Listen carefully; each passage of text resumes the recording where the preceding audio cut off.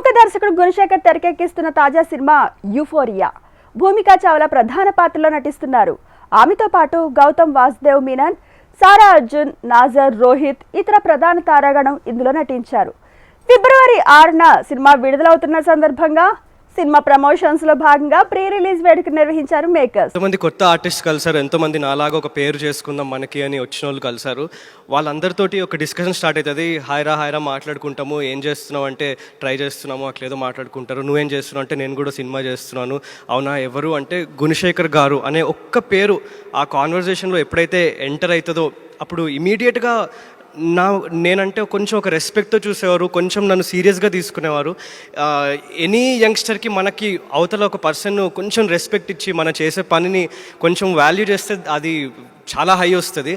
Sir, thank you so much. మీ పేరు ఎప్పటి నుంచి అయితే నా లైఫ్లో అసోసియేట్ అయిందో చాలామంది నన్ను డౌట్ చేసిన వాళ్ళు, లేకపోతే ఎనీ యంగ్స్టర్ని క్వశ్చన్ చేసేటోళ్ళు ఒక రెస్పెక్ట్ ఇచ్చారు. Thank you. మా అమ్మగారు కూడా నేను యాక్టర్ అవుతాను అని కాలేజ్ ఆపేసినప్పుడు ఒక వారం రోజులు సరిగ్గా మాట్లాడలే. అంటే ఆ ప్లేట్ మీద టేబుల్ మీద ఫుడ్ పెట్టేది, పప్పుచారు పెట్టేది, ఆ గిన్నెతో అట్లా సౌండ్ చేసేది, నాకు తెలవాలి నేను వచ్చి తినాలి అని. అదే అమ్మ నిన్న చూసి కళ్ళలో నీళ్ళు పెట్టుకొని ఏడ్చి చాలా బాగా చేసినావు నాన్న అని చెప్తే అది మీకు నేను వర్డ్స్లో డిస్క్రైబ్ చేయలేను. అది thank you so much sir. ఇవాల్టి రోజున ఆడపిల్లలు బయటకు వచ్చి మనం అన్ని రంగాల్లో ఈక్వల్గా వీఆర్ మూవింగ్ ఇన్ సొసైటీ. కానీ are we being given the choice to decide things? Are we being respected the same way as men? ఇలాంటివన్నీ అండర్ కరెంట్లో ఆ క్వశ్చన్స్ వస్తాయి ఈ సినిమా చూసినప్పుడు. అందుకని చాలా చాలా కమర్షియలీ టోల్డ్ సబ్జెక్ట్ అండి. అందరూ నిన్న చాలామంది నాతోని okay it seemed like a message oriented film, దీని ప్యాకేజింగ్ అంతా చూస్తే అని అన్నారు. కానీ as they were leaving they said ఎంత కమర్షియల్గా గ్రిప్పింగ్గా చూపించారు అని చెప్పడం జరిగింది. అది రేపు పొద్దున్న సినిమా రిలీజ్ అయినప్పుడు ఆడియన్సెస్ అందరు కూడా ఫీల్ అవుతారని నేను మా ఫ్యామిలీ అందరం నమ్ముతున్నాము. Euphoria is a very special film. I think everyone here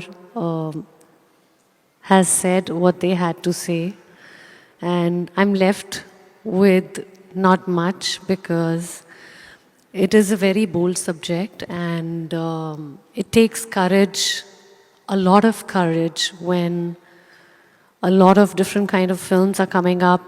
This is another level of taking risk.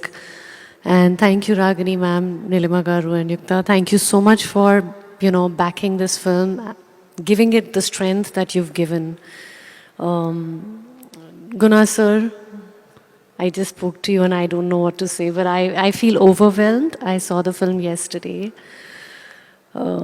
I could not sleep last night. I could not sleep. I woke up at 1, I woke up at 1992 నా first film debut లాటి. ఇప్పటికి almost 34 years అయింది అనుకుంటాను. ఇది నా 14వ cinema. కానీ నా మొదటి సినిమాకి ఎలా అయితే నర్వస్గా ఫీల్ అయ్యానో అలా ఫీల్ అవుతున్నాను. ఎందుకంటే ఒక కొత్త కథని కొత్తగా చెప్పాలని ప్రయత్నించాను, నా శాయశక్తిలో ప్రయత్నించాను. ఖచ్చితంగా దాన్ని మీరు ఆదరిస్తారని, నేను ఎలా ఫీల్ అయ్యి ఒక ఎమోషనల్గా తీశానో అంతే ఎమోషన్ మీకు కూడా కలగజేస్తానని గట్టిగా నమ్ముతున్నాను. నేను ఎప్పుడు కూడా ప్రేక్షక దేవుళ్ళనే నమ్ముతాను. వాళ్ళ టైంకి, వాళ్ళ డబ్బుకి, వాళ్ళ విజ్ఞతకి వాల్యూ ఇస్తాను.